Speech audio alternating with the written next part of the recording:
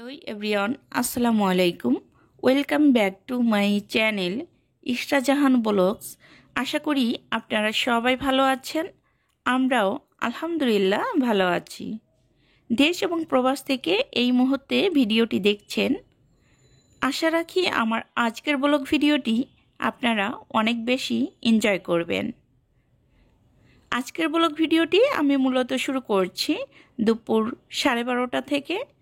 মা মেয়ে দুজন কোথায় যাচ্ছি ভিডিওর শেষে অবশ্যই আপনাদের সাথে শেয়ার করব। এখন কিন্তু আমরা যাচ্ছি লালবাগ। আর লালবাগ মূলত যা হচ্ছে আমার ভাই বোনদের সাথে দেখা করব। তোমাদের ভাইয়া তো গ্রামে গিয়েছে আর গ্রাম থেকে এখনো আসেনি, তো এই জন্যই কিন্তু মা মেয়ে রিকশায় করে তারপরে বাসে করে যাব। আর তোমাদের ভাইয়া থাকলে তো বাইকে খুব সহজভাবে যেতে পারতাম। তোমাদের ভাইয়াকে ছাড়া জীবনটা আসলে কঠিন, কারণ সব কিছুতেই সে অনেক বেশি টেক কেয়ার করে আমাদের। তো এখন কিন্তু এই যে প্রিয় মানুষদের সাথে দেখা করলাম, তো বেশ ভালো লাগছে। প্রায় 1 বছর পরে আমার বোনের সাথে এবং তার হাজব্যান্ডের সাথে দেখা হলো। আমরা মূলত এসেছি লালবাগে কিল্লার সামনে একটি বাসায়। আর এখানে মূলত কার জন্য মেয়ে দেখতে এসেছি অবশ্যই আপনাদের সাথে শেয়ার করব।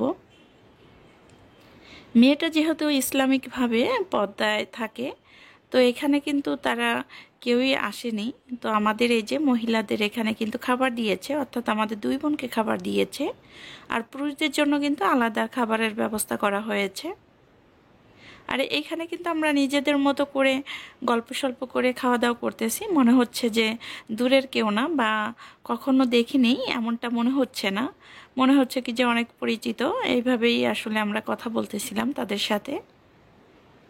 আমার রাজকন্যা কিন্তু একটা আস্ত ইলিশ নিয়ে বসে পড়েছে খাবার খেতে। ইলিশ মাছ ছোটোবেলা থেকে খুবই পছন্দ করে। তো খাওয়া দাওয়া শেষ করে মেয়ে দেখার পর্ব শেষ করে আমরা কিন্তু এখন বাসা থেকে বের হয়েছি। আপুরা হচ্ছে যাবে গাজীপুর আর আমি যাব তো মোহাম্মদপুর। তো দুজনের গন্তব্য কিন্তু 2 দিকে। আজকে মূলত কার জন্য মেয়ে দেখতে এসেছি অবশ্যই ভিডিও শেষে শেয়ার করব, এই বিষয়টি একটু সিক্রেট থাকুক। আর এইদিকে আমরা চলে যাচ্ছি। আর ইসলামনির জন্য কিন্তু ভাইয়া এই দেখেন যে বিভিন্ন ধরনের মজা কিনে দিচ্ছে। আর এইগুলো মূলত ইসলামনি খেতে ইদানিং অনেক বেশি পছন্দ করে। আমি তো খুব একটা পছন্দ করি না, তো ইসলামনি কিন্তু খুব পছন্দ করে। তো আমি ভাইকে বলতেছিলাম যে এত খাবার কেন কিনে দিচ্ছেন, এগুলো আসলে কোনো দরকার ছিল না। মায়ের পেটের বোনের সাথে দীর্ঘ 1 বছর পরে কিন্তু দেখা হয়েছে। আপু অর্থাৎ গাজীপুর থাকে। আমি কিন্তু প্রতি বছরই ডিসেম্বর মাসে 1 মাস আপুর ওখানে বেড়াইতে যাই। এবার যেহেতু আমার শাশুড়ি মা খুবই অসুস্থ ছিলেন, সবাই জানেন, তো এই কারণে কিন্তু যাওয়া হয়নি। আর এখন তো অনেক বেশি অসুস্থ হয়ে পড়েছে, তাই আর যাওয়া হলো না। প্রিয় মানুষদের বিদায় দিয়ে কিন্তু আমরা বাসায় চলে এসেছি। আর আমার ভাই বোনদের কিন্তু অনেক দিন পর দেখেছি, আমার কিন্তু বেশ ভালো লেগেছে।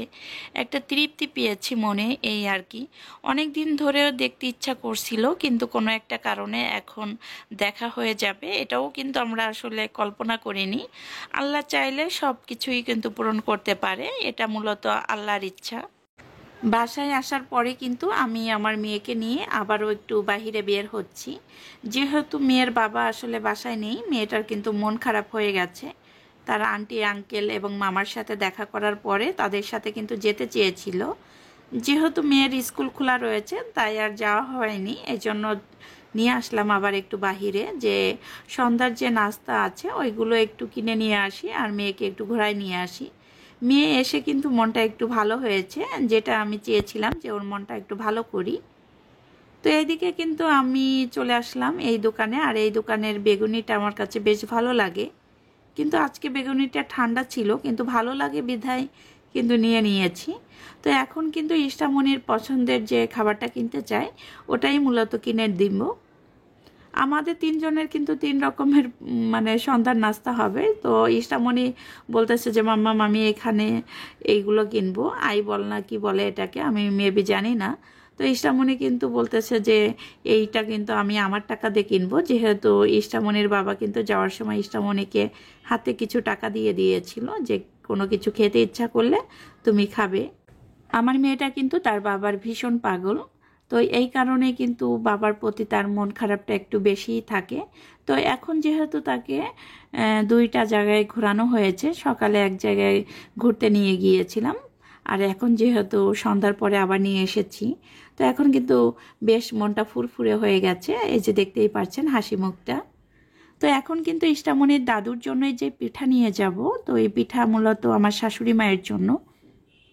আমাদের পছন্দ কিন্তু তিনজনের তিন রকম, এই জন্য কিন্তু তোমাদের ভাইয়া এইভাবেই আমাদের জন্য কেনাকাটা করে নিয়ে আসে। আর আমাদের বাসার সামনে কিন্তু এই পিঠার দোকান, এই জন্যই কিন্তু আমরা সবসময় এখান থেকে চিতই পিঠাটা কিনি। কয়েকদিন ধরে আমার কিন্তু শ্বাসকষ্টের সমস্যা হচ্ছে, আর এই শ্বাসকষ্টের জন্য কিন্তু আমি একটু ভয়েস কভার করতে লেট হয়। আপনারা প্লিজ ক্ষমা সুন্দর দৃষ্টিতে দেখবেন, আর আমার জন্য প্লিজ দোয়া করবেন। ভিডিওর কোনো অংশ যদি আপনাদের ভালো লেগে থাকে অবশ্যই লাইক দিয়ে পাশে থাকবেন। নেক্সট ভিডিওতে আবারও দেখা হবে আমার লাইফের কোনো অংশ বিশেষ নিয়ে। ততক্ষণ পর্যন্ত ভালো থাকুন, সুস্থ থাকুন, আল্লাহ হাফেজ।